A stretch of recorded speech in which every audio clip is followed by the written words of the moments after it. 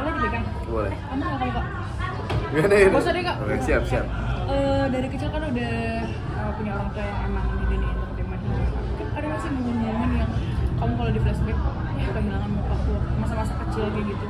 Sampai akhirnya memutuskan untuk sekarang berkarir di dunia entertainment. Iya, pasti apa ya, kayak mama apalagi waktu itu tuh waktu zamannya dia apalagi masih berkarir di dunia sinetron itu pasti lebih banyak sangat sibuk ya. Aku tuh ingat banget kadang pagi berangkat sekolah, besokannya itu pulang mau berangkat sekolah pagi aja tuh mama baru pulang syuting karena memang syuting waktu itu kejar tayang banget kan. Jadi pasti ada momen-momen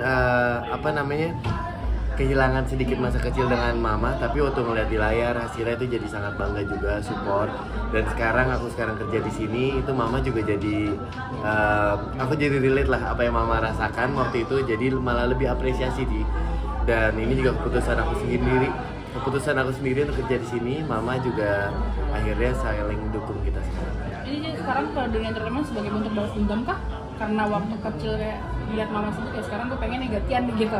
Bukan maksudnya, malah lebih kayak terinspirasi sih. Terus sekarang perfilman Indonesia semakin berkembang, semakin genre-nya semakin banyak, secara teknis juga banyak juga yang sudah mulai di-recognize di luar negeri. Jadi aku tuh semakin semangat untuk ingin berpartisipasi di perfilman Indonesia. Sempat sedih nggak Kak? Untuk ngobrol ke mama kayak waktu aku nggak ada nih buat mama, waktu mama nggak ada nih buat Oh iya sih, sempat inget banget itu ada postcard waktu aku masih kecil, aku SD di Al-Azhar. Itu hari ibu, jadi waktu itu hari ibu kita tulis harapan ke mama. Pada saat itu aku kelas 1 atau kelas 2 SD, itu aku nulisnya dan sampai sekarang dipajang di kamar mama. Harapan Dava untuk mama adalah mama kalau kerja lebih cepat pulang ya gitu. Waktu itu. Sekarang kan mulai aktif nih Kak main film, bahkan kayak sekarang disebut sebagai Prince of Horror. Karena kamu kan horor banget nih langganan, apalagi ngambil film yang ini nih. Lebih tepatnya tawaran lebih banyak horor ya, lagi laku banyak horor ya. Kenapa? Selain emang lihat peluangnya gitu, apa memang karena film ini ada yang tadi nyebutnya ada sejarah atau sejarah? Kalau film ini ada sejarahnya, jadi aku tadi juga sempat bahas pas lagi drosop, aku memang cukup tertarik terhadap sejarah Indonesia karena aku dulu sempat 5 tahun sekolah di luar negeri. Jadi lumayan keterbelakang lah atas sejarah Indonesia. Dari kecil aku ditaruh sekolah internasional. Jadi satu hal yang aku tidak bangga dari kecil itu adalah aku kurang menjejak terhadap budaya dan kultur Indonesia gitu. Dan semakin kesini semakin gede, kerja lagi di perfilman, jadinya mengulik lebih atas kultur dan sejarah karena kebanyakan film Indonesia itu juga benang merahnya dari sejarah kan. Dan menarik sekali, memang sekarang lagi banyak horor, bisa dibilang Prince of Horror, tapi juga lagi banyak banget juga teman-teman aku juga lagi terlibat dalam horor karena memang pasar sedang lakunya itu. Tapi membuat horor itu sekarang lebih unik lagi, mereka menawarkan hal-hal yang baru terhadap market di sini.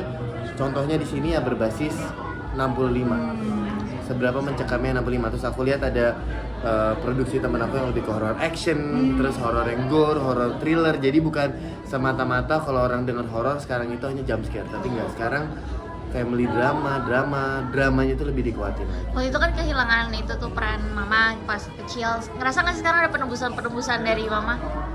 Pastinya. Aku tuh sekarang apalagi kalau lagi sibuk ya, lagi jalan project, terus lagi ada yang tayang juga, itu jadi jarang di rumah, jarang di Jakarta juga. Kayak sekarang nih aku lagi bolak-balik Jakarta Jogja buat buat ada syuting juga di sana, ini tayang. Jadi setiap kali aku pulang aku kan cukup bangun pagi kan, suka beraktivitas pagi. Setelah aku olahraga pagi tuh mama pasti menyempatkan waktu untuk makan sama aku.